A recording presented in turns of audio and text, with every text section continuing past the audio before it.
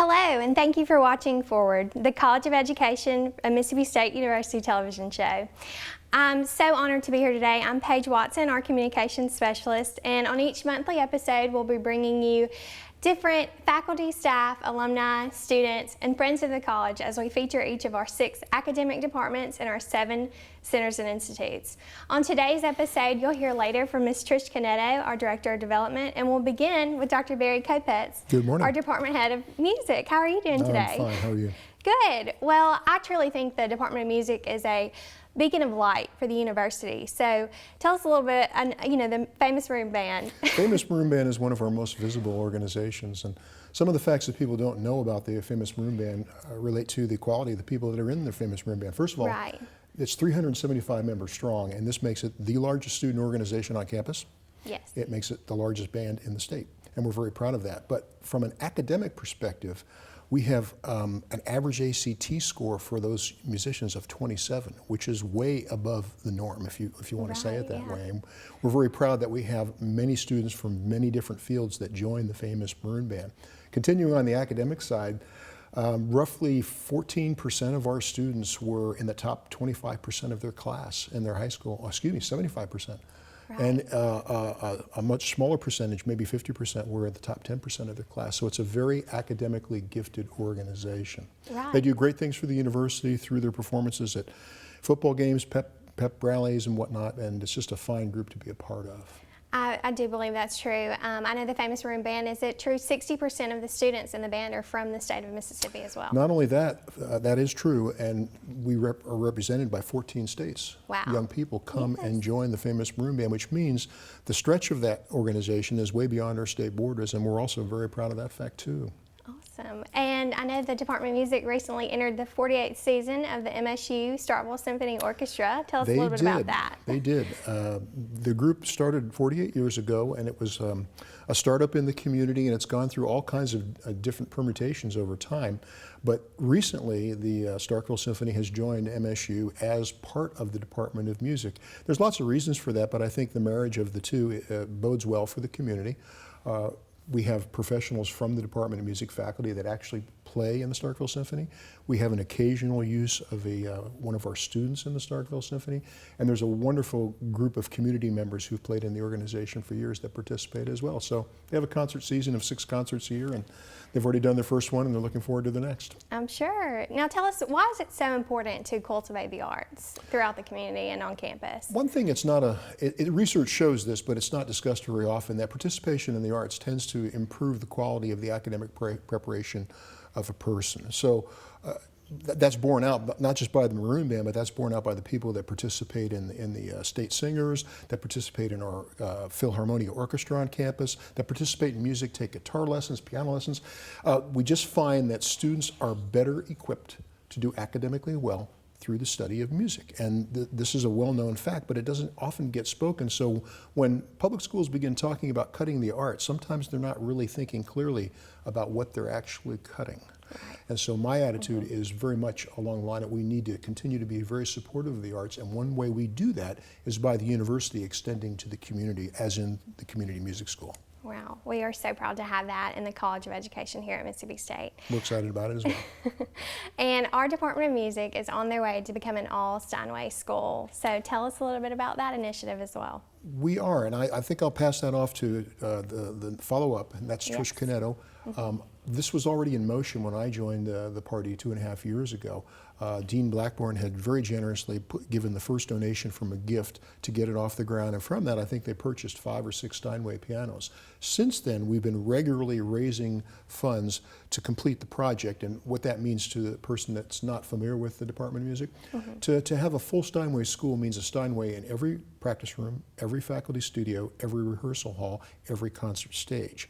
For us, that means somewhere between 35 and 40 Steinway pianos. Wow. Steinway pianos being the prestige instrument in the profession, that means quite a bit of money. We're probably talking between $2.5 and $3 million for the project to actually be complete. Right. And along with that is an endowment to maintain them, because like any other great piece of equipment, you don't purchase it and then just let it go.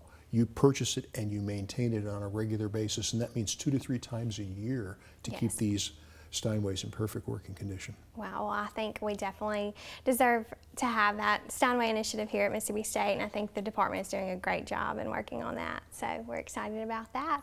And lastly, I know we have the Community Music School coming within the department. So. This is fairly new. Even though we've had lessons going on in the department for the community, we've had a number of young people and adults take lessons from our faculty.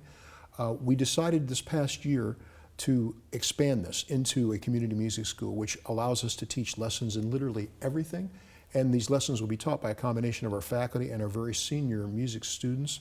We are going to expand it a little more in the future by having classes for adults that just want to learn about something that they perhaps know very little about. Example, we're tentatively planning for the second semester a class piano where 12 adults can sit in a room with 12 pianos with headsets on and learn the basics of how to play piano. For a person who always wanted to play, who never got a chance to do that, there will be opportunities like that in piano, guitar, and other things as well. Awesome. Well, thank you so much for joining us today, Dr. Kopetz. We are so happy to have you. Thank you. Thank you. We'll be back in a few. Flight. It's driven mankind's dreams for centuries. The ability to soar above the earth, to travel to faraway places, to connect distant points. Manned flights to the moon and space were once the stars for which we reached. Now, unmanned aircraft are the future. At Mississippi State University, our teams are developing unmatched unmanned aircraft systems for an array of critical applications. We're so good at it, the Federal Aviation Administration named MSU the Center of Excellence in the field, asking us to lead the team that's creating the operating regulations for unmanned aircraft systems worldwide. So we're writing the flight plan for an industry that is the future. Our work means better information, more opportunity, and limitless horizons. For you. The sky really is the only limit.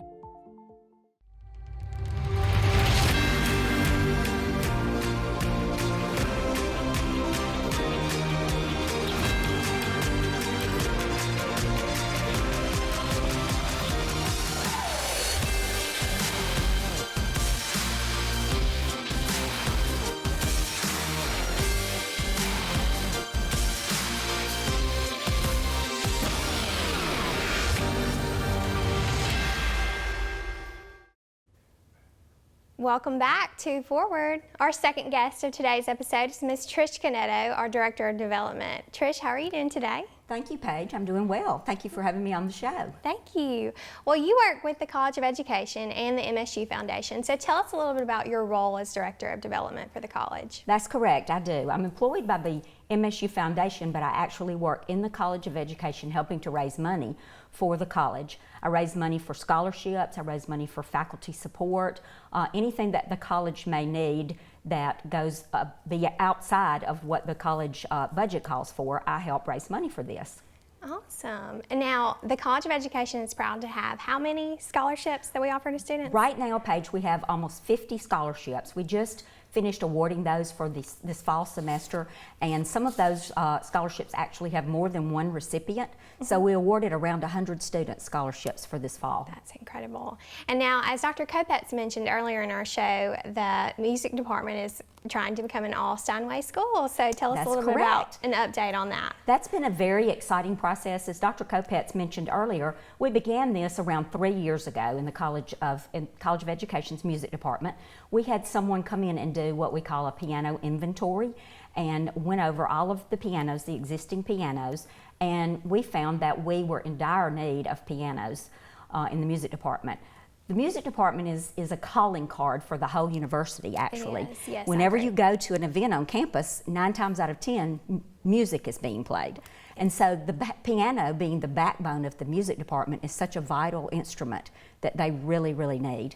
So after the inventory was done, we had an estate gift that came in that we were able to take advantage of and use part of that money to buy 5 brand new Steinway pianos.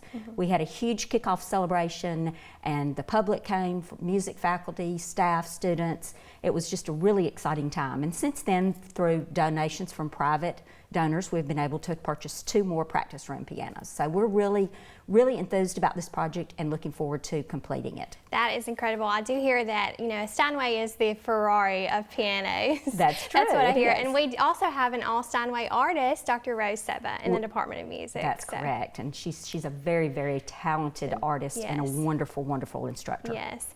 Well, Dr. Keenum recently announced the $1 billion, establishment for the foundation. We're trying to reach a goal of $1 billion in fundraising. So can you tell us a little bit about this new initiative and how the foundation plans to get there? Yes, of course.